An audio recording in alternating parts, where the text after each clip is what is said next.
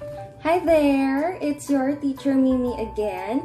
I am here to teach you the uses of the be verbs was and were. Okay, last time we had a lesson about the be verbs am, is, and are, right? So this is actually the part 2. And from now on, inform ko lang kayo that I'm gonna explain the lessons in Taglish. Okay, because I think more viewers want it that way. Okay, kasi ngayon, naghahanap yung mga learners ng easier way, much easier way to understand English. Okay, and I am here to help you guys.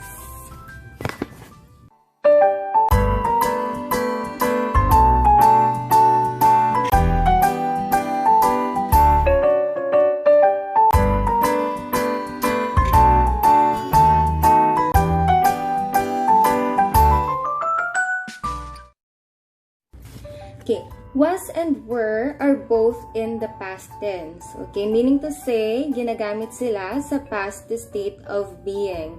Okay, tapos na. Hindi na nag-exist ngayon. Alright, so I have prepared grammar charts na nagpapakita ng mga tamang paggamit ng was and were. Okay, may it be in positive statements, negative sentences, or questions. Okay, you're gonna learn all of them later. Okay, and I'll show them to you as I discuss the lesson. Okay, so let's begin with the be verb was. Okay, was. Was ay ginagamit with the pronouns I, he, she, and it. Okay, and in addition to that, it takes singular subject. Alright, meaning having only one. Alright, I'm gonna show you examples with the pronouns I, he, she, and it as subject. Okay, in forming affirmative or positive sentences, please follow the pattern subject pronouns there. You can see in the chart. Okay, subject pronouns, yun yung I, he, she, and it. Plus, the be verb was and other part of the sentence. Alright, so for example, I, he, she, it was happy. Ibig sabihin, masaya siya kahapon, yesterday, or anytime in the past. Okay, hindi na nag-exist yung happiness na yun at the moment. Next, in forming negative sentences using was, just follow the pattern, subject pronouns, the I, he, she, and it, plus was, okay, with the negation not. Okay, so put the word not after the be verb was, plus other part of the sentence. Okay, so in forming negative, not is the keyword dyan para ma-indicate that it's a negative sentence. Alright, so for example, I, he, she, it was not ready.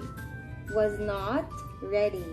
Alright, see, you can see in the example, meaning hindi handa in the past. Okay, pwedeng now, ready na, but in the past, the person was not. Okay, and makikita nyo naman sa chart na was not has a short form. Okay, which is wasn't. Wasn't. W-A-S-N apostrophe T. Pero I don't advise you to use contractions in formal speaking and formal writing. Okay, so always remember that. There. So the last one is forming question. So here, follow the pattern was plus subject pronouns. So again, I, he, she, and it. And then plus or followed by other part of the sentence. Okay, and of course, this is question form. So wag kakalimutan ang question mark at the end of the sentence. Okay? So for example, was I special? Was he special? Was she special in your life? Or was it special in your life?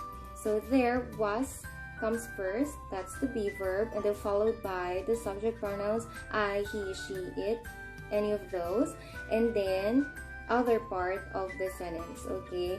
So in this example, it's asking kung special ba siya sa life mo dati, or kung special ba sa'yo yung isang bagay in the past. Alright? So now, I'm gonna give another example, pero this time, gagamit na tayo ng singular noun as the subject. Okay? So, affirmative or positive form muna.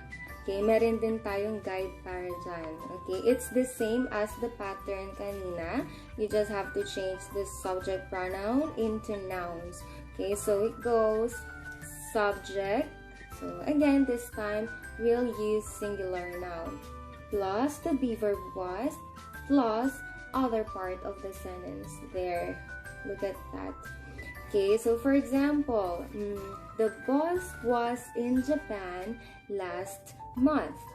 So the boss acts as the subject in this sentence, and then followed by the be verb was, and then other part of the sentence, in Japan last month. Okay, ibig sabihin, nasa Japan yung boss noong nakaraang buwan. Okay? And sa sentence na to, nag-add ako ng past time expression na last month. Okay? Last month. Para mas maging specific. Okay? You can also use other past time expressions naman. Okay? And if you want me to teach you the other past time expressions, comment down below. Alright? So, going back, gawin naman nating negative yung form ng sentence na to. Okay, same pattern lang din. Okay, add mo lang yung negation not. Okay, again, that's the keyword after the be verb was. Okay, so the pattern goes subject. Okay, that's the singular noun plus was not or wasn't plus other part of the sentence. Okay, the boss was not or wasn't in Japan last month. Okay? Meaning, wala yung boss sa Japan last month. Okay? Pwedeng nasa ibang country siya, pero not in Japan. Okay? Wala sa Japan. Okay, so sa question form naman tayo. Okay, follow the pattern was. Okay, the be verb was plus subject, singular noun, use singular noun, plus other part of the sentence. Okay, write it down. You can write it down. Okay, so it's like math. There's also a formula. Okay, so in English, meron ding tayong pattern na dapat sundin when constructing sentences. Okay, so for example, was the boss in Japan last month? So this is just the question form of the example a while ago. Alright, so was is the be verb, and then followed by the subject, which is a singular noun, the boss, and then other part of the sentence, in Japan last month. And there you go. So, in question form, syempre, huwag kakalimutan lagyan ng question mark sa huli. Okay? Now, let's proceed to the be verb were. Okay? Yung were naman ay ginagamit natin with the pronouns you, we, and they. Okay? And this one takes plural subject. Okay? Meaning having two or more.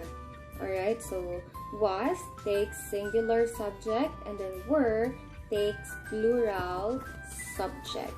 Okay? So, for example, you, we, they were at the office. Ibig sabihin, nasa office siya or sila maybe kahapon or 3 hours ago or anytime in the past. Okay? And this sentence is in affirmative or positive form. Following the structure, okay, remember this and please write it down. Subject. So, there goes the pronouns you, we, and they, plus were, the be verb were, plus other part of the sentence. Okay, so that's the pattern. Ngayon naman, let's try negative form. Okay, and the structure for that is subject pronouns, so the you, we, and they, plus were not, okay, since it's negative, or weren't as the short form, plus other part of the sentence, okay. There, as you can see, ang contraction or short form ng were not, again, ay weren't. Okay, so for example, you, we, they were not or weren't tired. Ibig sabihin, hindi naman siya or sila napagod kanina or at whatever time in the past. Okay, so again, you can use past time expressions to be more specific. Okay, so moving on to the question form, just follow the structure were. So the be verb were comes first, plus subject pronouns, you, we, or they. Okay, plus other part of the sentence. Okay, tapos at the end of the question, syempre, may question mark. Okay, so for example, were you surprised? Okay, were we surprised? Were they surprised? Okay, so asking kung na-surprise ba at a time in the past. Okay, so tapos na tayo sa were with pronouns, and this time, we're gonna use plural noun as the subject.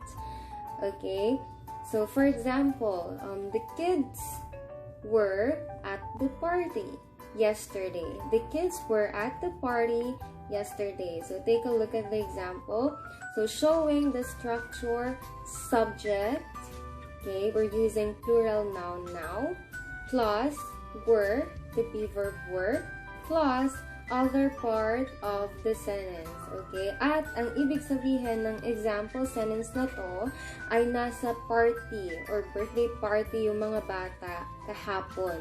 Okay? Because I used the time expression yesterday. Kahapon.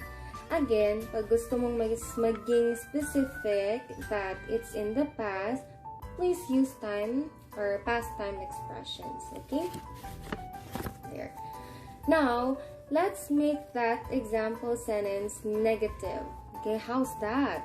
Okay, sundin mo lang tong structure na to. So, subject, so the plural noun, plus were not or weren't for the short form, plus other part of the sentence. Okay, and it goes like this. The kids were not or weren't at the party yesterday. Okay, so ibig sabihin, wala naman sila sa party kahapon or di sila naka-attend. Okay, so the kids, that's our subject now, then followed by the be verb were with the negation not because this is in negative form. Then plus other part of the sentence. Okay, lastly, let's turn the example sentence into question form. Alright, so ang structure natin for that is were plus subject, plural noun, plus other part of the sentence. Then, question mark at the end of the sentence, okay? So, were the kids at the party yesterday? Okay, in Tagalog, nasa party ba yung mga bata kahapon? So, were, that's the be verb. It should come first because it is in question form. And then followed by the subject, the kids, and then other part of the sentence. At the party yesterday. With the time expression yesterday. Okay? So, there you go. I hope you learned from today's lesson. Okay? Please answer the short quiz and comment your scores down below. Okay? Sinama ko na din sa quiz yung lesson natin sa part 1. Okay, which is am, is, and are.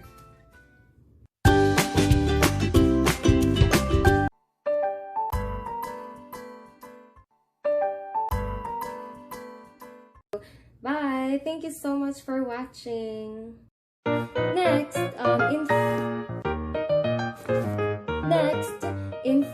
the structure were